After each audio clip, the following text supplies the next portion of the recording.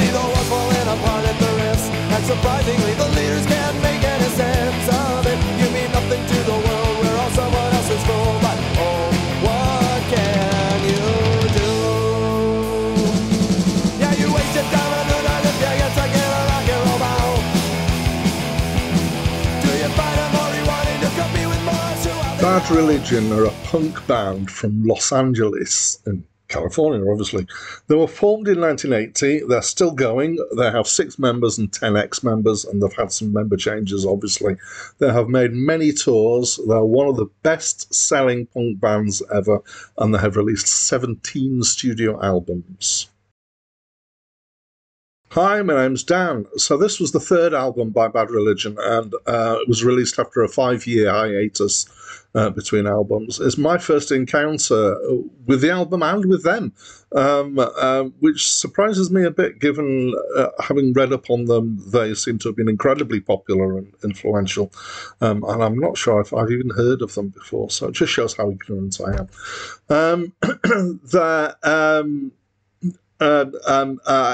So this is claimed to be one of the most influential punk albums ever.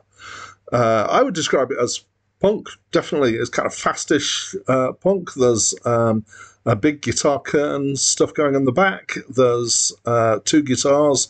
It tends towards short songs, fast beats, and very punchy. For reasons not to do with the music, I kind of hate short tracks. For copyright reasons, because I put these clips at the start and the end of the review, and I keep them definitely under 30 seconds, but I also prefer them to be less than 10% of the track if I can help it. Whereas with a punk track, some of these tracks are only just over a minute long, so I'd be tempted to be using half of it, and it's harder to kind of argue that that is a minimal amount when the tracks are that short. Anyway, that's just by the by. It's nothing to do with music. So what can I say? Yes, it's got good energy. It's the singing is actually singing rather than shouting. It actually sounds quite compressed. Actually, the whole lot of it sounds fairly compressed. So I wonder if to what extent they sounded different live. It might have been interesting to find out.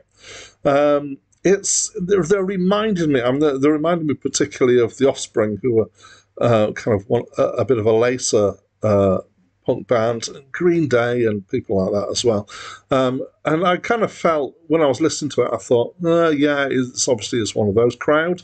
But then I found out when it was released, and it was considerably before that style of punk was popular. So I can understand how this might be said to be an influential album, in that stuff came after it that was had similar sound in some ways. But I would claim that this is probably more punk than The Offspring. I don't know a huge amount of their stuff, but I have heard a couple of their albums. The songs are mostly social commentary. They're quite critical of the US government and organised religion. They're pro-civil disobedience and that sort of thing. They're fairly articulate. They can use some long words in there as well.